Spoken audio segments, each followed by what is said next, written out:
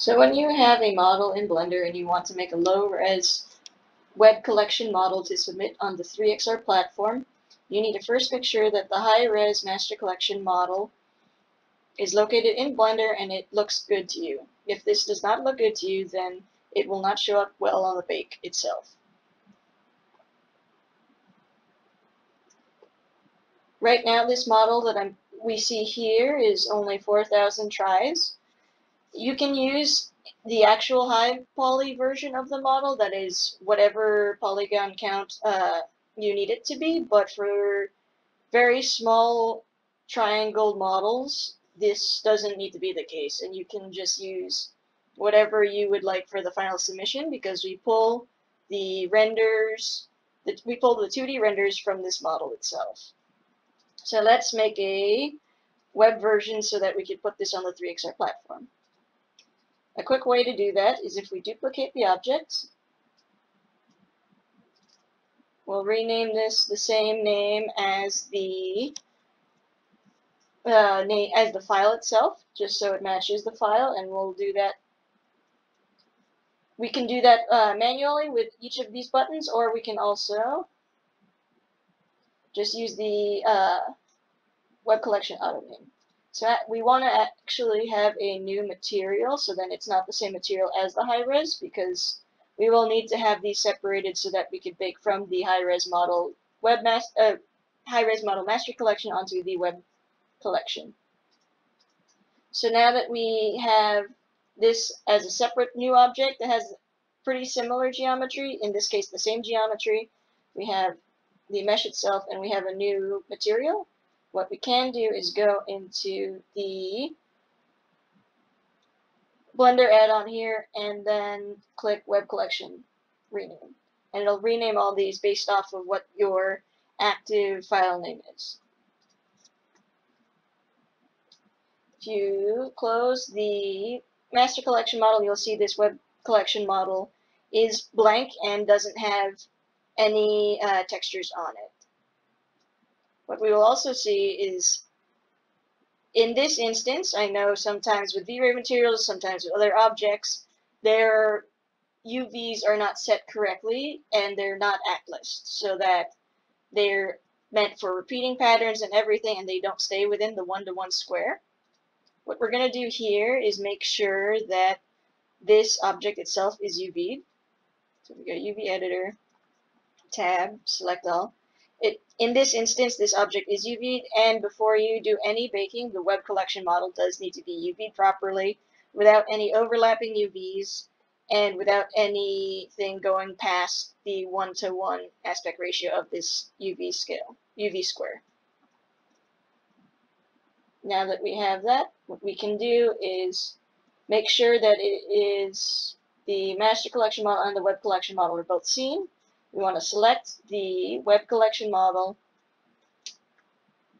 hit A to just select all for the master collection model, and then we can start our bakes. What we want to do is make sure with our baking options that the ray distance can be, with starting off it is helpful to do 0.01, but it depends on every use case as to how close or how far you want this ray to come out and come inwards and project itself onto the object itself. This is how you can tell that variance based off of this ray distance here. So what we'll do first is actually bake the diffuse. So right now what we're doing is that it's when you click the bake diffuse, it is now baking its texture.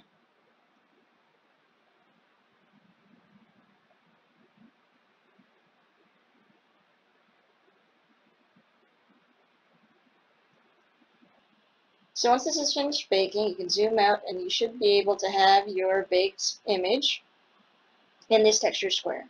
Be sure once the image is baked, hit Image, Save As, and you'll want to be saving this into the textures folder that 3XR gave you in the zip file.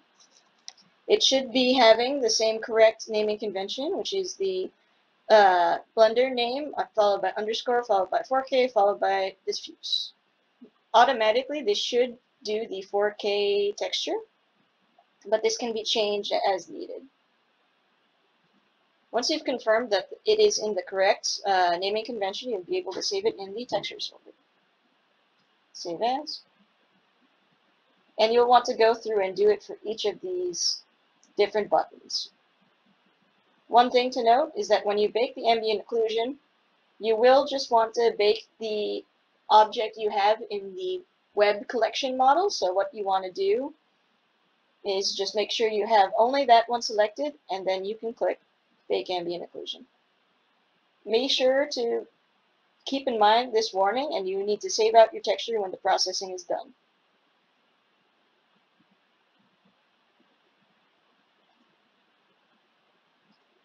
Every image that pops out of these buttons so far will be the 4K texture that is needed to submit to the 3XR platform.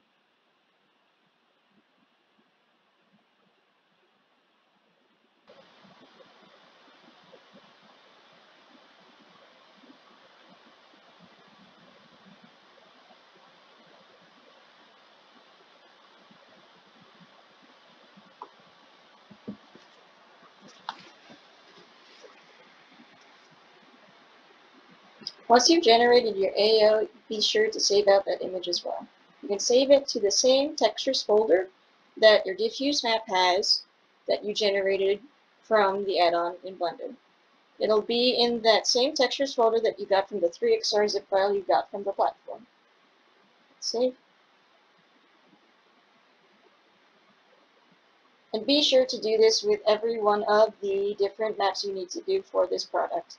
Keep in mind, a well-known bug in Blender is that if you bake a map from an object that has metal in Blender, you'll need to just turn off the metallic you'll need to turn off the metallic for when you bake the diffuse map. Once the diffuse map is baked, then you can put it back on,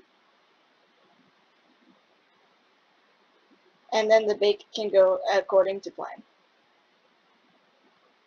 This can happen consistently in Blender. It depends on what version you use.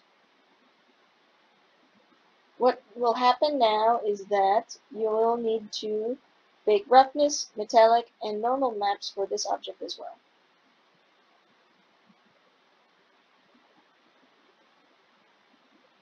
Now that I've saved all texture images to the textures folder in this project, we can now be able to submit this model to the 3XR platform. What we can do is check the scene to make sure that everything is okay, and it looks like everything is. Everything is within the correct size based off of the given dimension box. There are no modifiers applied. This warning for non-manifold geometry is okay, and everything else is named correctly, and there is no errors shown. So what we will do is submit to 3XR and be able to submit this to the platform.